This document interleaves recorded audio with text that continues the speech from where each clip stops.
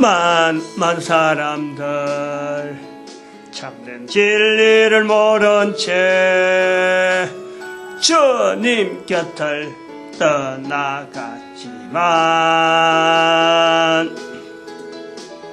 내가 만난 주님은 참 사랑이었고 진리였고 소망이었어.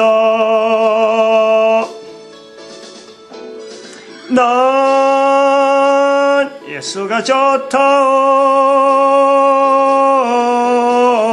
난 예수가 좋다오. 주를 사랑한다던 베드로 고백처럼 난 예수를 사랑한다오. 아멘. 님을 만나보세요. 그분으로 인하여 참 평안을 얻으며 나와 같이 고백할 거요. 아멘. 주여. 하나님 말씀 창세기 41장 38절 말씀입니다. 창세기 41장 38절 말씀 한 절 다같이 합독합니다. 시작. 바로가 그 신하들에게 이르되 이와 같이 하나님의 신이 감동한 사람을 우리가 어찌 얻을 수 있으리요 하고. 아멘. 기도드립니다. 할렐루야. 함께 해주심에 감사합니다. 복되게 인도하여 주시옵시고 참으로 인간으로 태어난 이 거룩한 시간을 하나님을 온전히 하나님을 인정하는 시간으로 이 거룩한 시간들이 드려질 수 있도록 복내려 주시옵소서. 감사드렸고 예수님의 이름으로 기도드립니다. 아멘. 창세기 48장을 이제 벗어났죠. 1년 52주 벗어났습니다. 지금 2014년도 둘째 주일입니다. 2014년도 둘째 주일 1월 12일. 지난 시간에는 지난 시간부터 2014년부터 시작되는 이 시간은 1년 동안을 성령님, 진리, 지혜 요 주제, 요 제목이 계속 간다. 가야 될 수밖에 없는 이런 선포해야 될 내용이 내 머릿속에 있어서 또 이게 어떤 자료가 있어서 이 내용을 알리자. 이게 아닙니다. 지금 저한테 할 수 있는 게 없어요. 성령님을 내가 어떻게 나타낼 것이요. 성령님을. 그러나 하나는 분명한 것은 2013년이라고 하는 때까지 예수님이 말씀을 남기신 2000년 동안 성경에 분명히 있는 마태복음 12장 31절 32절에 모든 사람의 죄와 해방은 용서받을 수 있지만은 성령을 해방하면은 용서 못 받는다. 31절. 32절에는 예수님은 부인하더라도 용서받는데, 비교가 성령님하고 비교하는 거를, 예수님을 부인하면 용서받는데 사심을 얻지만은 성령님을 부인하면은 이 세상과 오는 세상에도 사심이 없다. 이 중대한 말씀이 있잖아요. 그런데 2000년 동안에 이걸 안 했잖아요. 안 한 거를 발견했다는 거죠. 그거를 발견한 사람이라는 거지. 제 혼자만 있다는 건 알 거예요. 그런데 이 자료를 남겨야 되는 이유, 그것을 찾은 거지. 2012년 동안에 이 말씀을 하지 못한, 성령님에 대한 이 표현을 하지 못한 흔적을 보는 거예요, 우리가. 2012년 동안에. 근데 그게 작년에 봤다는 건 아니고, 작년인가? 작년이 아니에요. 수요일 공부하면서 내가 그거 계속 이야기했으니까 작년 전에. 왜 지금 금년에 이래 하느냐, 성령님에 대한 이 내용을 하느냐, 그 말씀이 있는데, 작년에 2013년이라는 이 작년에 이거 연도를 두고 2013년부터는 부활통일 시대라고 선포를 했잖아요. 부활통일 시대라고, 이제는 부활통일 시대가 될 거다 선포인 거예요. 선포하고 나지 그 뒤에 후속으로 어떤 걸 해야 된다 이런 건 생각은 없었던 거예요. 선포만 해놓은 거예요. 선포. 그런데 선포를 하고 있다가 2013년 12월 새벽기도 들어가면서 12월 1일인가 2일인가 1일날부터인가 됐는지 모르겠어요. 예레미야서를 들어갔잖아요. 예레미야서를. 새벽에 성경은 성경 전체를 가지고 3년에 한 번씩 돌립니다. 똑같은 것이 3년 되면 또 오는 거예요. 한 장씩 하기 때문에 시편 빼고 나면요. 성경에 이 한 번 돌아가는 거지. 시편 빼고 나면은 성경 전체가 1179장인 거래요. 1179장인가. 그래서 시편이 한 150편 되니까, 한 150편이니까 딱 그거 나온다니까. 900. 한 1000장 정도 나와요. 1000장. 그러면은 이게 1년에 한 번, 한 장만 돌면 되는데, 그게 이제 꼭 한 장에는 안 되고, 어떤 때는 한 장이 2개 되기도 하고, 한 장이 3개 되기도 하고, 이런 식으로 돼가지고, 지금 한 3년 되면 한 번씩 돌거든. 그걸 해마다 늘 해오던 거예요. 그게 지금 몇 번 해오던 일이야, 몇 번. 해왔는데, 작년 2013년 12월에 들어가고 예레미야서를 들어간 거예요. 내가 일부러 들어가려고 한 거죠. 이사야 끝나니까 들어가는 거니까. 들어갔는데 예레미야서 1장 5절에 열방의 선지자는 말이 나와요. 열방의 선지자. 이 열방의 선지자라는 말씀을 그때 하면서 우리 한반도가 앞으로 한민족이 열방의 선지자 자리를 나아가는데 에레미야 성경 자체를 에레미야 환경을 에레미야 선지자가 있던 그 환경 자체를 우리가 에레미야서를 통해서 열방의 선지자가 어떻게 훈련되어지고 어떻게 하면 이것이 성경을 바라보는 훈련하는 하나의 텍스트로서 이 예레미야서를 하겠다. 1장을 할 때 그런 거예요. 에레미야서 내용을 알고 하는 게 아니고 이미 부활통일 시대가 선포가 되고 나니까 우리 한민족이 그걸 다 맞아야 된다 하고 선포는 이미 늘 해왔던 거라. 그러다 보니까 12월 1일에 예레미야서 1장 5절의 말씀을 열방의 선지자의 말씀을 듣고 이거 우리가 한다. 그냥 선포하는 거예요. 무식한 거지 내용을 알고 한 거 아니에요. 그러다 지금 현재 오늘 주일날이 오늘이잖아요. 25장인가? 24장에서 24장. 매일 하고 또 그러고 금요일 날은 못하고 금요일 날은 산에 올라가니까 산에 올라가서 기도하는 시간이 조절하느라고 그 시간을 금요일 날 새벽기도 빠지는 거예요. 그래서 넘어오는 게 지금 26장, 24장 오늘 한 거라. 한 달 지난 거 아니에요, 한 달. 그러면은 2014년을 맞이하면서 예수님이 말씀하신 이 성령에 대한 이 표현을 성령님을 인정하라 하는 내용에 대해서 2000년 동안 안 해왔는데 다시 부활통일 시대라고 나간다고 선포만 하고는 여기에 대해서 아무런 어떤 성령님을 이제 부활통일 시대는 성령님을 인정하는 시대로 다시 말하면 전도자가 모든 인간들을 전도자로 봐야 되는 그 시각으로 부활통일 시대로 보자 하고 지금까지 선포를 해서 부활통일 시대의 특색을 해왔는데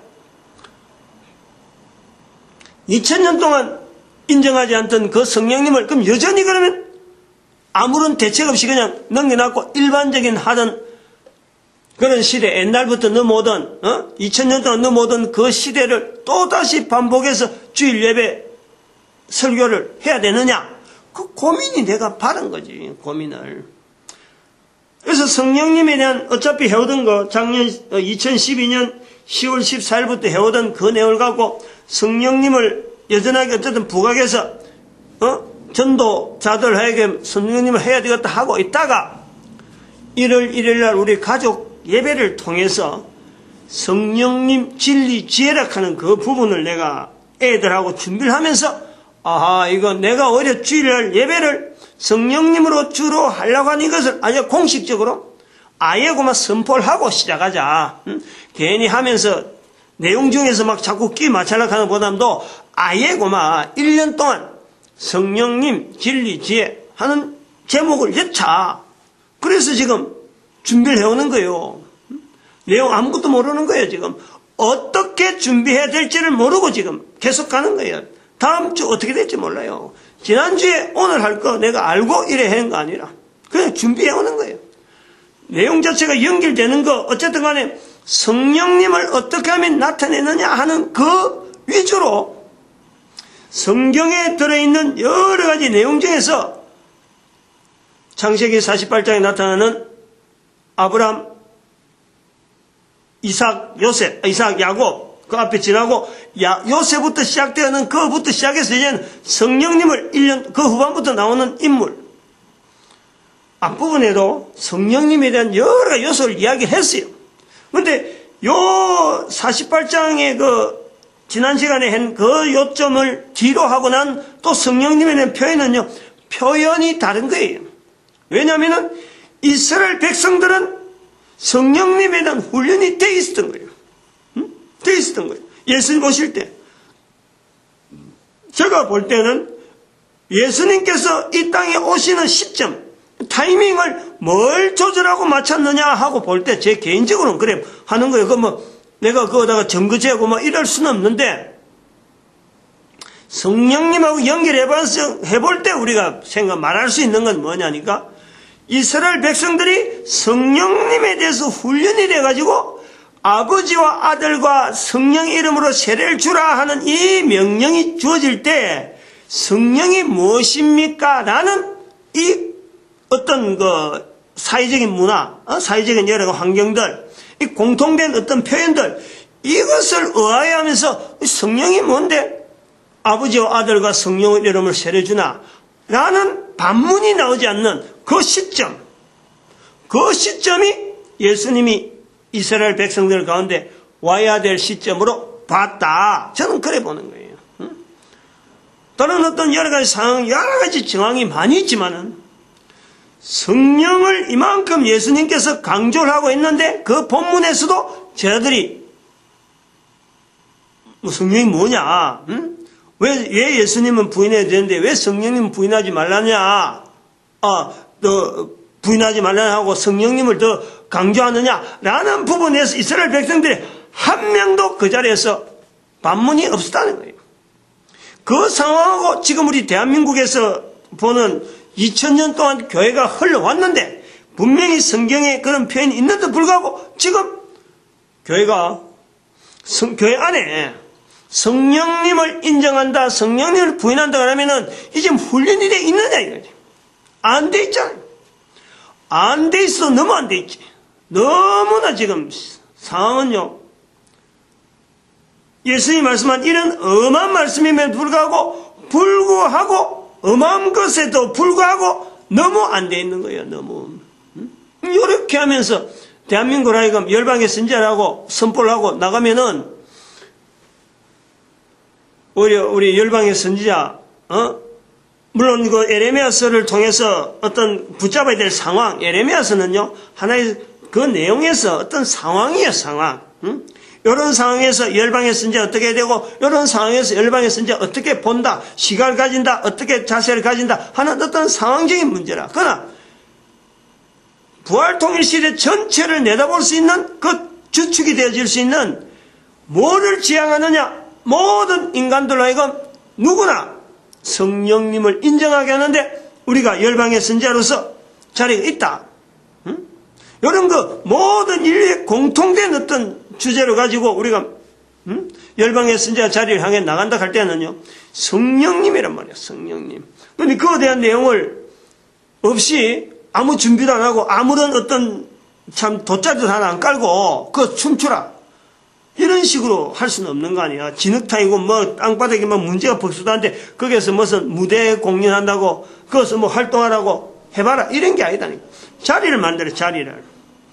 일할 수 있는 자리, 뭔가 할 수 있는 자리, 돗자리 깔아주는 거. 그게 지금 성령님이라고 하는 이 진리 지혜라고 하는 이걸 1년 동안 해야 될 내 의무가 있다니까. 의무가. 부활통일 내가 선포했고, 내가는 아니지만은 하나님에 의해서 지금 이렇게 선포되어지는 분명한 그림을 내가 보는데, 그 다음에 또 우리 민족으로 하여금 열방의 선지자라 했는데 내가 아무런 조치도 안 하고 가면은 여기서조차 조치를 안 하면 어디서 나오겠느냐 이거지. 여기서조차.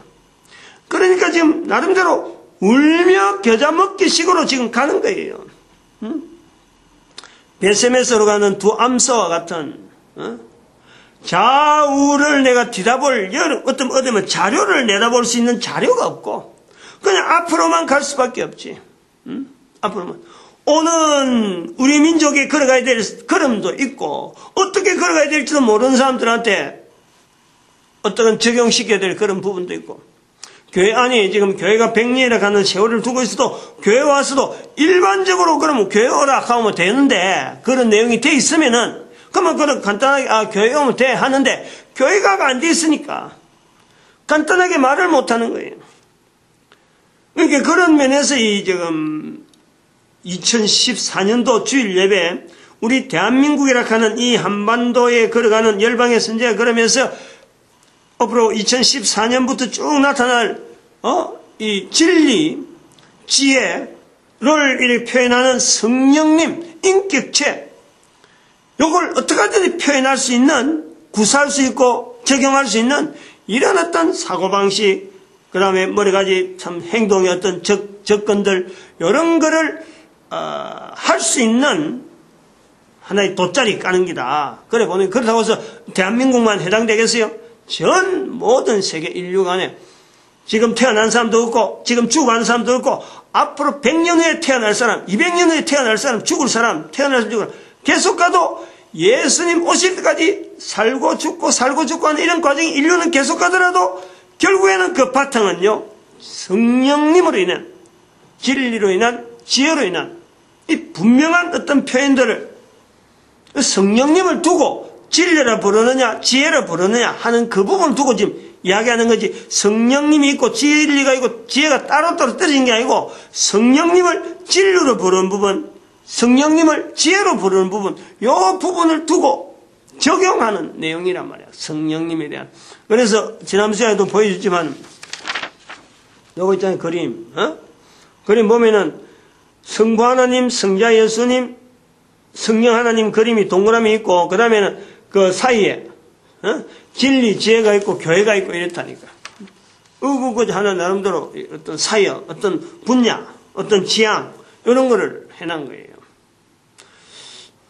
그림으로 그려놨는데 여기 이제 맞다 안 맞다 이거는요 누구든지 판단 못해. 이거는 제가 지금 이거 그려놨지만은 이거 잘못된 그림이라고 말할 수 있는 사람은 아무도 없어요. 중요한 건 뭐냐니까 이렇게 해서라도 예수님을 인정하고 예수님에 대한 표현을 하듯이 성령님에 대해서 우리가 너무 자연스럽게 좀 편안하게 뭐 얼마든지 풍부하게 표현하고 인정하자.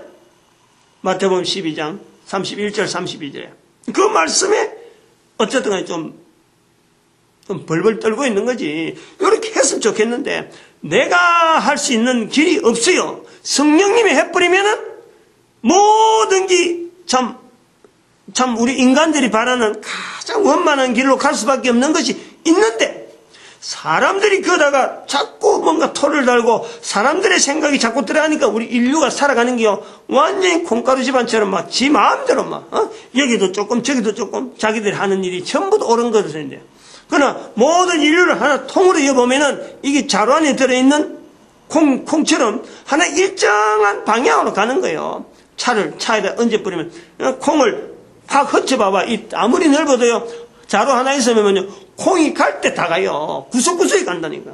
지 마음대로 가는 거예요. 지금 흩어져 있는 전 세계 인류의 모습이 이런 거예요. 근데 이거를 하나로 쭉 모아서 한 자루통으로, 길쭉한 자루통으로 쫙 모아보면은 이 방향이 있다니까, 방향이. 그 방향은요, 우리 인류가 살아가기에 너무 적합한 거. 그거를 누가 하시느냐? 성령님만이 할 수 있단 말이에요. 성령님만이. 모든 사람 입에서 성령님을 콩가루처럼 막 흩어져 있는, 콩처럼 흩어져 있는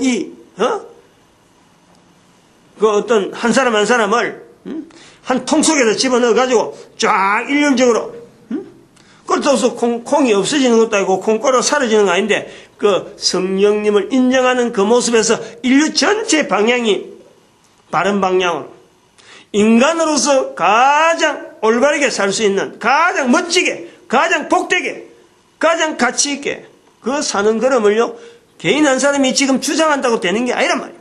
성령님에게 맡긴단 말이에요. 그 대한민국이 다 붙어도 이건 안 되는 거예요.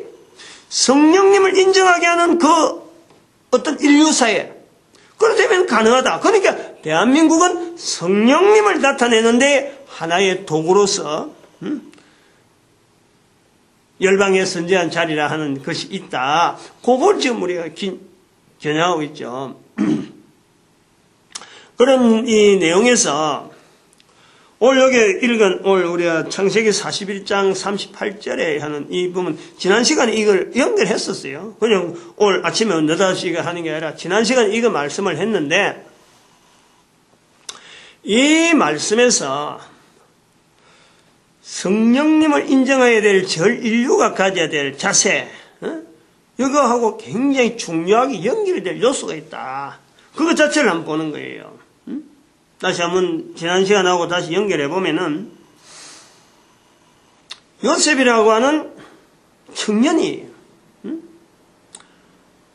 요만한 청년들이 당대에 애굽이라고 하는 이 어떤 노예들, 애굽의 큰 당당하게 그 당시에는 애굽을 어떤 비교할 만한 나라가 없을 정도로 체제라든지 군사력이라든지 여러 가지 문화라든지 다른 나라가 따라올 수 없는 풍족함이 있다니까.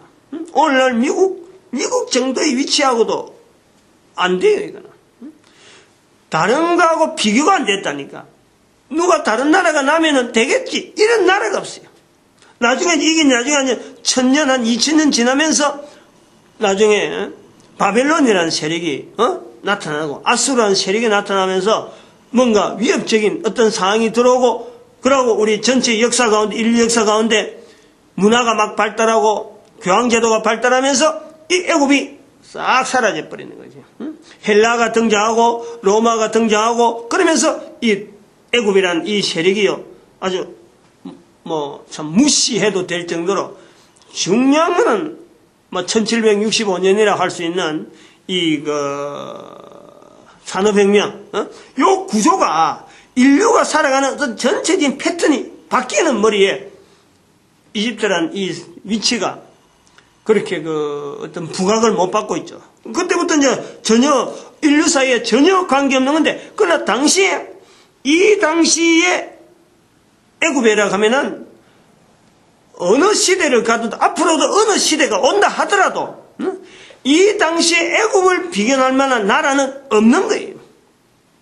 그런 상성에 그 애굽이라는 나라에 요셉이라고 하는 나이, 아무리 잘생겨도 그렇고 아무리 지가 학식을 가지도 그렇고 이방에 의해서 포로가 돼서 노예가 돼서 생활할 정도가 되는 이런 사람들은요, 허다하게 있어요. 수두룩하게.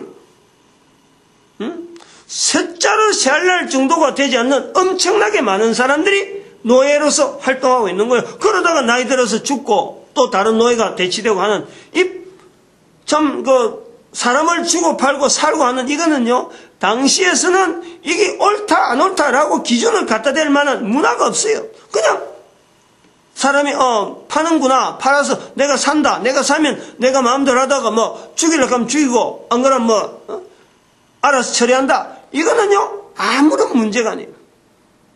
문제로서 여기지 않을 때 사람 팔고 하는 이런 자체가 그냥 어련히 가족들 간에 판다, 그냥 가족 챙겨 힘있고 가지고 있으면 팔아가지고 그 가족이 어디 가든지 자기는 그만 아무런 입 싹 닦는 형제들 가운데 그런 일이 있다니까.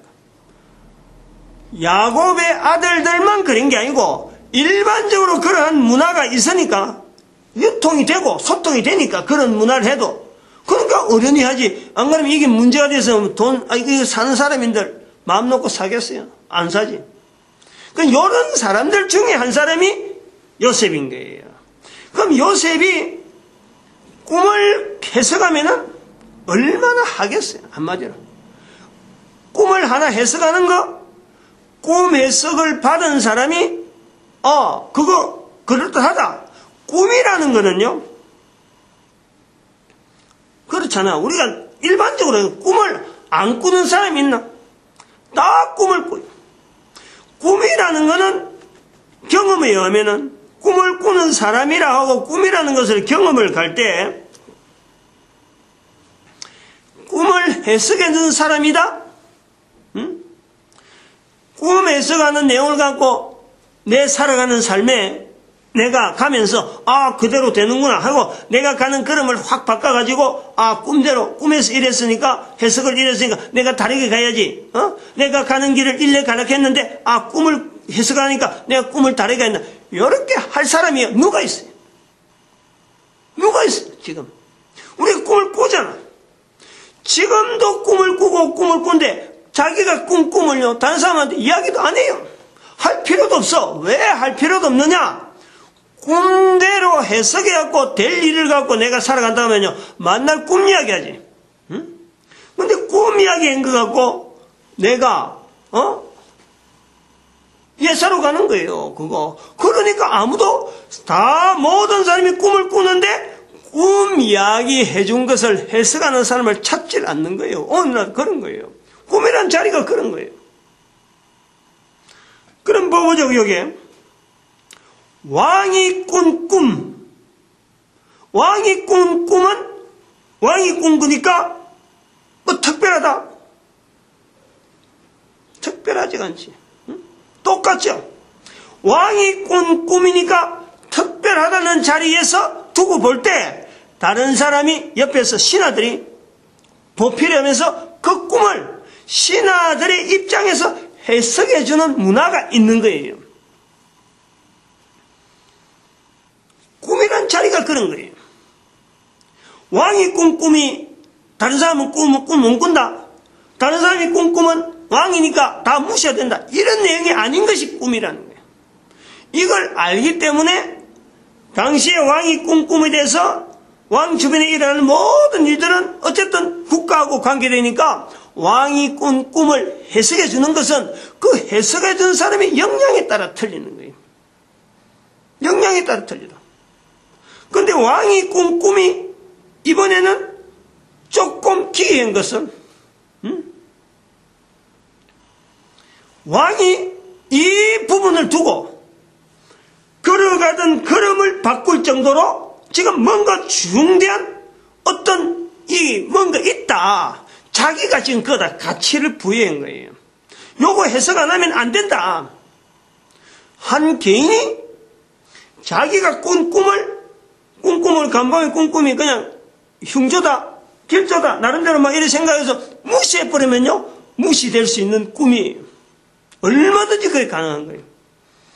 근데 이 꿈을 신하들에게, 이야기를 하는데, 신하들이 지금 아무도,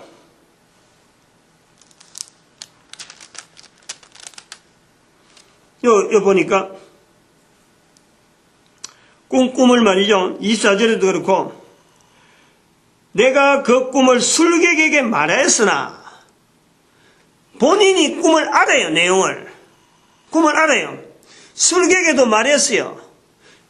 그러면은 술객이나 이런 사람들이 꿈을 자기가 해석 못하면은 뭐 이렇게 하는 거라고 대충 해서 우리 이렇게 합시다. 합의해가지고요. 무마시키면 돼. 꿈이니까. 그러하게 꿈을 가지고 애굽의 왕이 한두 번, 그 꿈에 대한 적용을 한두 번 해봤겠느냐. 많은 꿈을 내용을 가지고 많이 그동안에 적용을 해보고 해본 적, 꿈대로 된 것도 있고 꿈대로 안 된 것도 있는 거예요. 꿈이라는 게 그렇다는 게 일반적인, 그 당시 애굽왕이 꿈꾸미 이게 뭐 아주 대단한 꿈이라서 애굽왕이 꿈꾸미니까 이건 특별한 꿈이다. 절대적인 건 없는 거예요. 절대적인 건 없는 거야. 다른 꿈들이 많이 있는데 그 중에 한 꿈은 꾼 거지. 그러니까 이 꿈에 대해서 문제가 나오니까 감추고 있던 신하가 요셉한테 꿈을 해석해 받은 그 있던 사람이 그냥 꿈 이야기 좀 나오다가 뭐 시지부지하게 사라졌으면은 자기가 나설 게 없는 거예요. 근데 하도 왕도 그렇고 신하들도 레벨이 있겠죠. 꿈을 해석하는 신하들의 자리가 있고 한데 이 사람들이 꿈을 가지고 전전하는 것이 눈에 보이니까 자기가 알고 있는 꿈을 해석하던 요셉을 말하지 않을 수 없는 그 어떤 중압감을 자기가 느끼는 거예요. 그 계속 자기가 자기만이 가지고 있는 경험이기 때문에 모른 채도 될 일이야. 꿈 이야기인데 꿈 이야기를 감옥에 생각하고 지금 신하가 요셉을 알고 있단 말이에요. 그럼 그건 아무도 모르는 일이에요. 내 꿈을 가지고 감옥에서 이야기했는데 두 사람 이야기하다가 한 사람 죽었다. 그러고 알고 있던 꿈 이야기 알고 있는 사람은 이제 감옥에 있고 자기는 지금 꿈 때문에 됐다는 거 아무도 모르는 거예요. 감추고 있는 거지. 드러내면 자기 어떤 감옥에서부터 이런 내용에 대해서 나름대로 뭔가 또 조사받고 뭐 이상한 또 소문이 나는 그런 것도 되니까 그냥 뭐 감추고 있는 거야. 꿈이니까. 꿈이라는 것 때문에 얽히는 이런 내용들을 보면 꿈은요 누구나 무시할 수 있는 내용이란 말이에요. 그런데 이거를 끝까지 무시하지 않는 한 사람 왕인 거라. 왕. 아무도 모른다 할 때 아무도 모르면 모르는 같다. 그럼 이거는 내가 꼭 해석해야 될 내용이 아닌 것 같다고 덮어놓으면 되는 거예요. 근데 이걸 덮어놨지 않는다는 거죠. 그러니까 안 덮어놔니까 덮어놨으면 좋았으려 하던 이 사람이 요셉하고 관계된 사람이 자기 꿈 이야기 때문에 만난 요셉을 왕한테 소개하지 않을 수가 없는 거예요. 그럼 여기는 어떻게 보면은 중간에 있는 요셉하고 왕 사이에 있는 이 중간에 있는 신하는 어떤 자기는 수동적이라 자기가 어떻게 여기 중간에 내가 해줬다 이런 어떤 것이 없는 거예요. 피할 데 없어서 지금 이끌려서 지금 밀려가지고 요셉을 소개하는 거예요. 그러면 요셉이 왕한테 오게 된 것에는 신하가 있기 때문에 그럴까? 신하도 어쩔 수 없는 방편이라. 왕이 워낙 강력하게 그 꿈에 대한 해석을 바라는 그 자체가 안 나오니까 놓지 않으니까 결국에는 요셉이 받는 거예요. 우리가 이 자리를 꼭 알아야 돼요. 제가 이 왕을 부각하는 이유가 있어요. 또 그 이유가 아니고 내 이유가 아니고 왕이 반드시 부각이 돼야 된다. 바로 왕이 꾼 꿈이 지금 세상에 있는 사람들이 꾸는 꿈하고 다를 게 없다는 거예요. 동일한 거예요. 바로의 왕이 처해 있는 그 입장이 지금 있는 우리 모든 사람의 입장하고요 전혀 다를 바가 없어요. 똑같아요. 성경 속에 나오는 인물이니까 아브라함과 이삭과 야곱의 후손이니까 이스라엘 백성들이니까 성경대로 성경에 있는 내용이 중요하니까 성경대로 활동하고 저들이 이 성경을 볼 때 저들만의 성경이다. 다른 사람들은 성경 볼 필요 없다. 요 요소를 보자고. 요 요소. 바로는 좀 이따 나가면은 철저하게 이스라엘의 반이스라엘적이잖아. 반이스라엘. 바로의 자리가. 근데 그런 자리에 있는 성경에서 전혀 배제됐던 그 왕에 의해서 지금 요셉이 만나지는 거예요. 요 자리가 있는 거예요. 그러면은 요 자리를 우리가 볼 때 꿈이라는 그 요소를 통해서 성경이라고 하는 우리가 알고 있는 일의 참 개념을 가지고 성경에서의 바로 왕이 성경의 중요한 인물되는 요셉을 만나게 되어지는 이 사건을 볼 때에 이 성경은 도대체 누구를 위해서 기록된 책이냐? 우리가 생각해 볼 수 있잖아요. 요셉이 자기가 능력 있다고 왕한테 알려달라 그래갖고 왕한테 청혼을 해서 자기가 한 거예요. 그랬더라면 요셉이 과연 나중에 다니엘은 그러잖아요. 다니엘은 나중에 느부갓네살 왕한테 가서 꿈을 내가 해석해 줄 테니까 다른 사람 죽이는 거 중재해라. 그 자기가 사람들 시켜서 내가 가겠다, 왕한테 가겠다. 자기가 이야기한 거예요. 같은 꿈 이야기예요. 같은 꿈 이야기. 한 사람은 애굽이고 한 사람은 저 바벨론이에요. 상황이 다른 거예요. 꿈에 대한 자세에 대한 상황이 다른. 여기서는 막 급하게 지금 사람을 죽이려고 하고 이러니까 막 다니엘이 뛰가서 말이죠. 내가 그럼 꿈 해석해 줄 테니까 죽이는 거 하지 마라 하고 막고 있고, 여기는 지금 다 그 요셉이 있는지도 모르고 있는데 막 꿈 해석해 줄 사람을 찾는 거죠. 부를 수 있는 사람은 다 불렀는데 아무도 안 되는 거예요. 왕이 있는 거예요. 똑같은 꿈이에요. 똑같은 거. 애굽의 왕 꿈, 바벨론의 왕의 꿈, 우리의 꿈. 꿈이야, 꿈. 꿈 내용을 갖고 어떤 개인이 이걸 변개한다든지 이걸 어떻게 하겠다는 거는요, 아무도 손 못 댑니다. 이 요소를 좀 알아야 돼요. 이런 요소. 그러므로 성경 전체를 모든 사람이 진입할 수 있는, 모든 사람이 성경 안에 들어갈 수 있는 어떤 자리를 본다 이 말이에요. 요 요소를 한번 보는 거예요. 바로가 요셉을 끝까지 그래도 찾아보려고, 이름 자체는 모르는데 어떤 꿈 해석이라고 하는 그걸 통해서 결국에는 요셉을 찾는 거 아니에요. 그럼 막 해석해 보려고 하는 이런 자세, 다 꿈을 다 이런 식으로 해석하려고 한다면은 만약 어떨까? 자기가 꾼 꿈인데 이 꿈에 대해서 철저하게 어떤 바른 내용, 올바른 어떤 내용, 이걸 알아보려고 하는 이런 자세로 가진다 하면은 이 성경 자체를 별도로 하고도 여기에 모든 사람이 다 관계되잖아요. 다 할 수 있잖아요. 자기가 꾼 꿈, 남들은 개꿈이라고 할 수도 있는 내용인데, 내 생활하고 지금 여기 바로의 꿈을 가지고 바로 살아가는 삶하고, 지금 그 소가 나오고 한데 말이에요. 파리한 소가 나오고, 파리한 염소가 나오고, 살찐 소가 나오고, 양이 나오는데, 이 내용하고 바로의 궁전에 살아가는 왕하고는 전혀 관계없어요. 그럼 이거 분명히 개꿈이라 할 수 있는 거예요. 우리가 쉽게 말하는 꿈에 대해서 표현할 때. 그러나 남들은 개꿈이라 할지라도 그 꿈을 꾼 개인 당사자가 자기가 꾼 꿈에 대해서요, 이 꿈에 대한 진정한 의미가 뭐냐라고 매달린다면은 그렇지 않을 사람이 있느냐 이거지.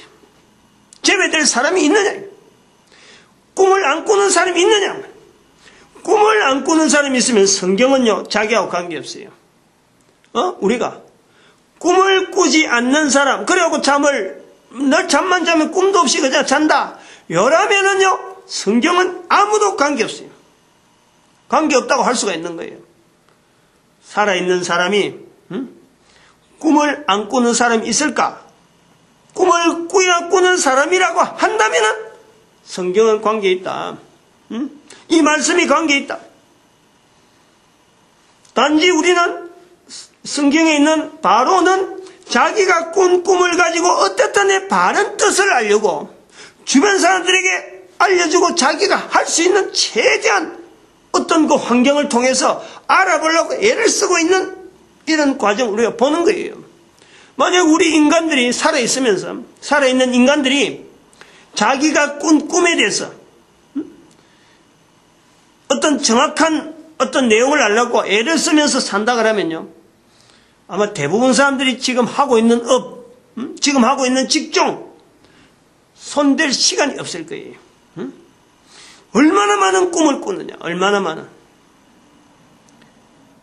손댈 시간이 없는 것은 사실이지만은 그 인생이 걸어가는 데는요, 정확한 어떤 삶을 살 수 있는 자기 인생을 전체를 꿈 때문에 바꿔서 살아가는 사람은 자기 인생에 분명한 어떤 방향을 알고 살아가는 사람이다 라고 할 수 있을 거야. 사람들이 다들 살아가는 현업에 맞춰서 꿈하고 너무 동떨어지니까 꿈을 무시하는 거지. 현업을 우시해서 그렇지, 만약에 꿈을 우시한다 그러면은요, 지금 현재 있는 살아가는 삶하고는 전혀 다른 형태로 살아가는 거예요. 이제 꿈 자체를 올바르게 해석하느냐 해석하지 않느냐, 이 부분을 두고 우리는 봐야 되겠죠. 지금 그것 때문에 고민하고 있는 거 아니에요. 지금 왕이 신하들 모았는데 전부 다 해석을 못하는 거예요. 그러니까 이것 때문에 고민하는 사람이 요셉을 만나서 요셉이 꿈을 해석해 주니까 오늘 이 표현 나온 거 아니에요. 이제 여기서 오늘 중요한 표현을 보는 거예요. 중요한 내용을 봐요. 왜 앞부분을 이렇게 강조하느냐? 우리가 이 성경에서요, 창세기 41장 38절의 말씀이 얼마나 중요한지를 지금 강조시키려는 거예요. 앞부분을 지금 이렇게 부풀리면서. 쉽게 이게 중요하다 말 한마디 하고는 될 일이 아니에요. 어마어마하게 중요하다. 다시 말하면 이 말씀이 41장 38절의 말씀이 얼마나 중요하냐. 아까도 말했지만 마태복음 12장 31절 32절의 말씀이 얼마나 중요하냐. 예수님의 말씀인데 교회가 시행을 하지 않았고요.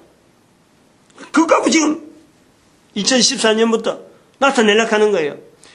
여기에 버금갈 정도로, 여기 마태복음 12장 31절 32절 말씀에 버금갈 정도로 이 말씀이 중요하다니. 그러면 어느 정도 중요하다니. 그런 자료를 만들고 싶어요.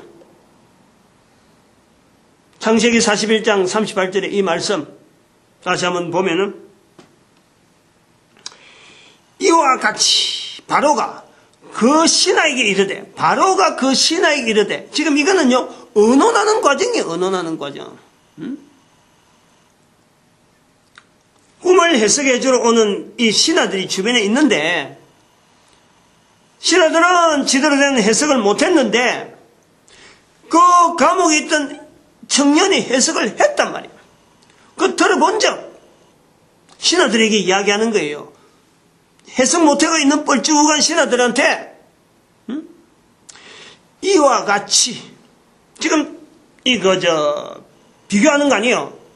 신하들이 해석하려고 하는 그 내용하고 지금 요셉이 해석하는 그 내용을 들으면서 이와 같이 하나님의 신에 감동한 사람을 우리가 어찌 찾으리요. 바로 그 신하들에게 이르되 이와 같이 하나님의 신에 감동한 사람을 우리가 어찌 얻을 수 있으리요. 이 내용이요, 제가 대단히 중요하다고 하는, 예수님의 말씀에 준할 정도로 중요하다 이렇게 보는 거예요. 예수님의 말씀이 여러 가지 있는데 그 중에서 마태복음 12장 31절 32절에 그 중요한 것은 지금 현재 있는 목사들 중에서 성경을 알고 있다고 하는 목사들 중에서요, 제처럼 마태복음 12장 31절 32절을 중요하다고 강조하는 사람이 몇 명이나 있겠어요. 제 입장에서 그렇다는 거예요. 마태복음 31장 12장 31절 32절을 나는 대단히 중요하다고 보는 사람 중에 한 사람인데, 누가 또 있을는지 모르지만은 나는 그래 보는 거예요. 있겠지. 하나님은 항상 7천인을 남겨두기 때문에, 바알에게 무릎 꿇지 않는 7천인을 남겨두기 때문에 내 혼자만 아닐 거다라고 있지만은, 내가 볼 때는 누가 언론에서 하는 게 아니라 강조를 안 한다. 그러니까 교회가 지금 이만큼 성령님에 대해서, 특별히 성령님을 강조 안 하고 하니까 전도하는 사람이 없다. 좀 그래 보는 거예요. 전도 현장 자체를 성령님의 섭리로 보기 때문에. 근데 그런 사람이 지금 이 창세기 41장 38절을 지금 강조하는 거예요. 그만큼 중요하다는 거예요. 이제 중요한 내용을 이야기하면은 왜 내가 이렇게 중요하다라고 보느냐 하면은 아마 요거하다 오늘 끝나겠는데 그만큼 중요한 거예요. 우리가 조금 다르게 하면 분위기를 조금 다르게 하면 보자고요. 성경이라고 하는 이 성경에 기록되어 있으니까 예수님의 말씀을 우리가 이거 참 예수님의 말씀이다. 성령을 부인하면 안 된다 하는 걸 강조하잖아요. 그 신약에 있잖아요. 신약은 구약이 있어서 신약이 있는 거예요. 구약이 없었더라면 신약도 있을 수가 없는 거예요. 구약의 형성이 되어 있으니까 신약을 이렇게 연결해서 구약은 예언이고 구약은 약속이고 신약은 성취다. 이런 형태로 사실은 그 구조를 형성시키는 그게 397년에 되어진 거 아니에요. 예수님 오시고 난 뒤에 397년이 갔는데 그럼 조금 한번 생각을 해보자고. 성경이 형성이라고 하는 것은 구약이 있다라는 건데 구약이 있기 때문에 신약이 있어서 성경이라고 그래 우리가 볼 수 있는 전체를 보는데 구약 성경이 왜 기록하게 되었을까? 구약 성경이 어떻게 형성이 시작되었을까? 무엇 때문에? 라고 하는 구약이라고 하는 이 성경이 무엇 때문에 형성되었을까? 라고 한다면요 무엇 때문에라 되겠어요. 무엇 때문에. 다르게 하면은 구약 성경은 누구 때문에 형성되게 되었을까? 한 사람을 지목한다면 누구한테 들어갈 수 있겠느냐? 그러면 구약 성경을 처음에 기록한 모세를 이야기하겠지. 모세가 기록해놓고 모세가 기록한 것을 어쨌든 이걸 보존하기 위해서 하나님의 섭리, 하나님의 말씀, 그래서 이게 확장되어 가면서 나중에 시편도 들어가고 선지서 들어가고 하는 이런 어떤 확장되어지는 정황이 나오는 거예요. 모세가 안 했더라면 누구도 손 못 대는 거예요. 손 못 댔을 기라. 있으니까 이걸 어떻게 그 자료를 관리하는 이런 측면에서 제도가 생기고 다른 사람들도 글도 엮고 해서 하나의 구약이 전체적으로 형성이 된 거예요. 선지서가 된더라도 이런 어떤 글들이 이미 자꾸 모아지고 있으니까 선지서를 남기는 글들도 성경 안에 집어넣고 그래서 구약이 그래서 토라 부분이 있고 그 다음에 케투빔이라는 부분이 있고 느비임이라는 부분이 구약 성경에 구성이 되어 있단 말이야. 그러면은 모세 때문에 성경이 주어졌을까? 우리가 압축이 되는 거네요. 도대체 모세는 어떤 환경 때문에 모세로서 나오느냐 보는 거예요. 모세가 애굽에서의 출애굽이라는 그 과정이 없었더라면 야곱의 자손들이 애굽에 들어가서 그래서 자손이 번창해서 한 200만 명 되는 이 인구가 번창할 때까지 200만 명이라고 한 60만 대군이 나온다니까 그 한 4배 정도로 해갖고 200만이라 보는데 그 인구가 나올 때까지 이스라엘이 처음부터 그거 간 거 아니잖아요. 그게 야곱의 자손들이 있다가 들어간 게 아니란 말이에요. 그것부터 애굽에서부터 형성된 게 아니란 말이에요. 다른 데서 한 70명 정도가 있다가 야곱의 자손들이 한 70명 정도 됐다가 애굽으로 들어간 거거든. 그래서 그것도 한 400년 정도 있다 보니까 인구가 200만 명 불어난 거예요. 한 400년 있다가 모세가 이제는 그를 이끌어내는 거 아니에요. 그걸 이끌어내면서 모세가 글로서 기록 남기는 거예요. 앞에 있던 여러 가지 자료들을 다 정리해가지고 모세가 글로 남긴 거예요. 요까지 일반적이잖아. 그러면 우리가 중요한 건 보는데, 모세로 하여금 글을 남겨서 성경이 형성되어진 거는 우리가 모세를 따면 되어졌는데, 모세라고 하는 이 환경이 출애굽을 하게 되어진 이런 환경이 이루어지는데 도대체 누가 애굽에 있는 야곱의 그 자손들을 애굽으로 인도되어지는 데는 누가 관계되느냐? 요셉이잖아요. 요셉이 총리 대신 되니까 자손들이 나중에 보고 저 팔린 줄 알고 죽었는 줄 알았는데 떳떳하게 그 강대국 되어지는 거기에서 총리 대신에 있으니까 찾아오는 거 아니에요. 응? 다니고 나 왕이 그러지 말고 고생시키지 말고 여기 와서 편안히 지내게 하라. 상황이 안 올 수 없는 상황이잖아요. 지금 다른 데는 다 기근이 나고 다 지금 이 꿈대로 꿈의 내용대로 다 기근이 나고 전부 다 막 되는데 안 올 수 없어서 데리고 온 거 아니에요. 데리고 오다 보니까 그 중에 진행 중에 요셉이 죽고 야곱도 죽고 막 죽어가는 거죠. 48장 이후로 창세기 48장 49장 나오면 죽는 이야기가 나오잖아요. 요셉도 죽고 나중에 좀 이따 야곱도 죽고 요셉도 죽고 다 죽는 거예요. 이제 그런 상황이 되어질 때에 요셉으로 하여금 국무총리 되게 하는 거, 요셉으로 하여금 아버지 가족들 데리고 오게 하는데 결정적인 언어가 바로 이 언어지. 응? 여기 나중에 이제 국무총리 세우는 표현은 다릅니다만은 바로가 요셉에 대해서 보는 안목,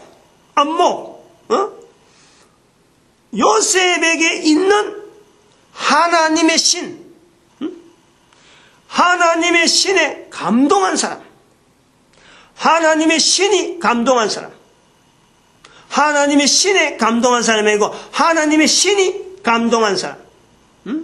제가 지금까지 좀 표현을 잘못한 건 좀 용서하기 바라고요. 하나님의 신이 감동한 사람. 애굽의 왕이 이 표현을 하지 않았더라면 요셉이 어떻게 국무총리 됐을까? 어떻게 해서 야곱의 자손들이 어떻게 해서 애굽에 들어왔겠어요?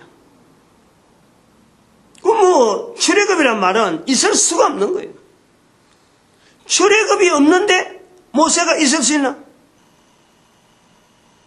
이 언어에 대한 이 표현이요. 그래서 중요하다는 거예요. 성경이 형성되어지는데요.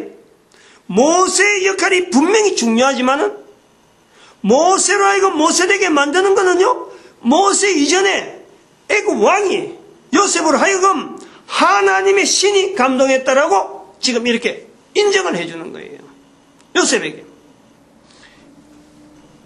요 내용이 성령님을 부인하면 안 된다 하는 말씀하고 제가 연결하는 이유가 바로 여기죠.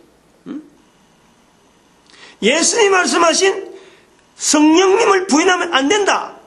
나는 부인하더라도 성령님을 인정해라. 역시 여기도 예수님은 안 계세요.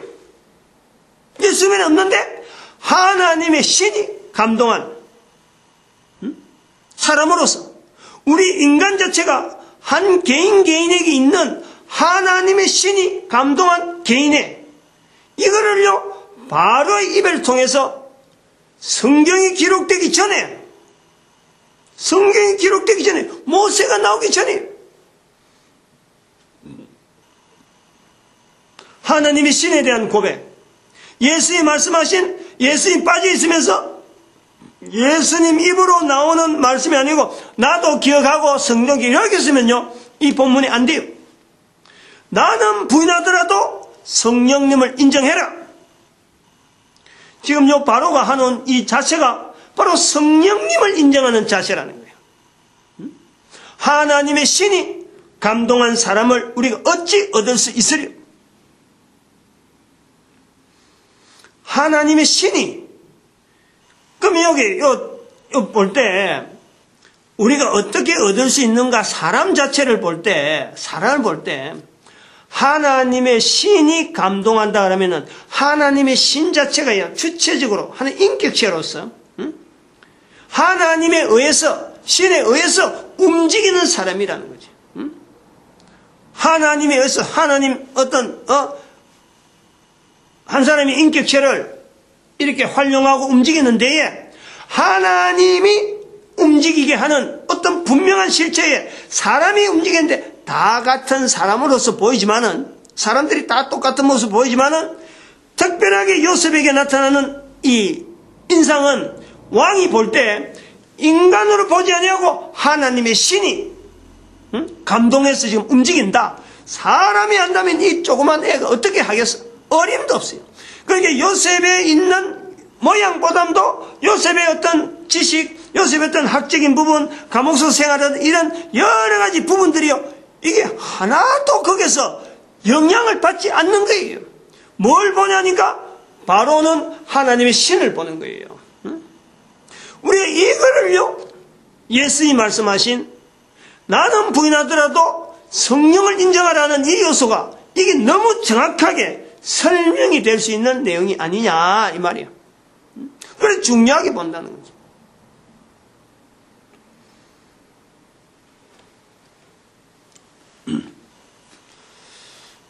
중요하게 볼 수 있는 요소, 바로에 의해서, 바로가 가지고 있는 상황에서 보면은 또 한편 이런 것도 있잖아요. 우리가 바로의 그 어떤 절박한 상황, 바로의 절박한 상황이 있잖아요. 왕으로서 가지고 있는 책임이 있으니까 사실은 또 절박함이 있는 거예요. 우리가 살아가면서 예수님이 말씀하신 사람이 살아가면서 성령님을 인정하지 않는 조건으로 보면은 다양한 내용들이 있는데, 성령님을 찾을 수밖에 없는 조건으로 보면요, 우리 인생이 살아가면서 내 삶의 환경을 어떻게 바라보느냐 하는 거 아니에요. 어떻게 바라보느냐. 그건 어떻게 바라보느냐 할 때는 내가 살아가고 있는 내 삶이라고 하는 이 환경 자체, 내가 가지고 있는 이 조건 자체를 비춰서 보는 거 아니에요. 내가 얼마나 살아야 될 사람이냐, 내가 앞으로 몇 년 동안 살아야 되느냐, 또 내가 가족들과 더불어서 어떤 기능을 내가 해야 되느냐, 이런 것에 대해서 내 한 사람이 살아가고 있는 삶의 내용에 대해서요, 책임적인 자세를 가지고 보면요, 우리가 살아가는 삶의 환경에서 하나님의 신을 찾을 수밖에 없는 우리 인간의 보편적인 모습을 우리는 여기 지금 바로를 통해서 보는 거예요. 바로니까, 왕이니까, 기근이 온다 그러니까 바로에게만 있는 문제가 아니잖아요. 바로가 그렇게 당했다면은 옆에 있는 신하는, 옆에 있는 신하는 어떻게 되는 거예요? 그들의 가족 문제, 그들이 가지고 있는 상황, 자기가 직책이 맡고 있는 그 부분에서 개인이요, 전부 다 바로와 같은 책임적인 자세, 바로가 느끼지 못하는 것처럼 다른 사람이, 아까 여기 다른 신하 있잖아요. 신하, 아까 그 신하, 꿈을 가지고 있던 신하, 꿈 때문에 요셉한테 해결한 신하, 거기도 감옥에서 죽을 뻔했는데 살아났잖아요. 그러면 살게 됐을 적에 죽은 거하고 사는 거하고 살아있는 사람만이 생각하는 거예요.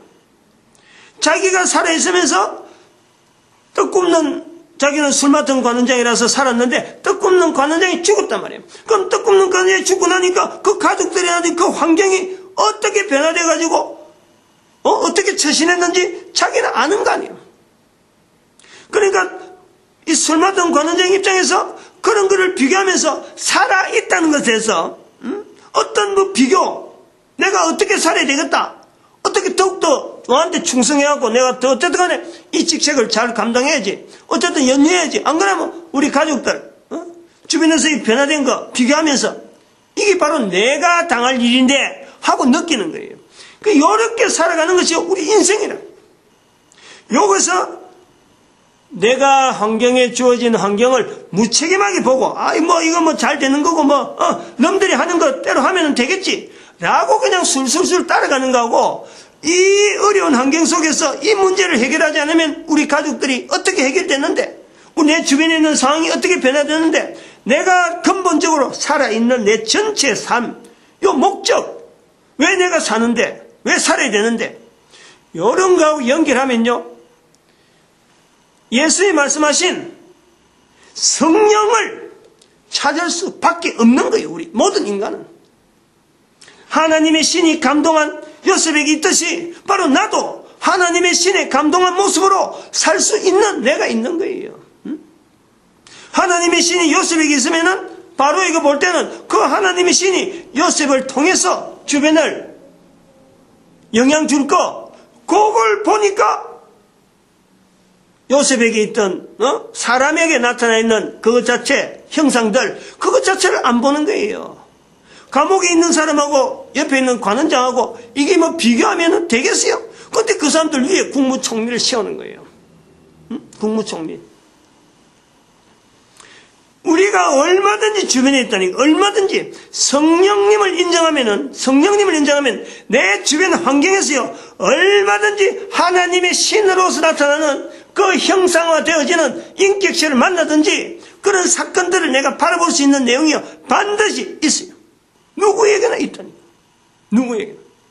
가능하다니까.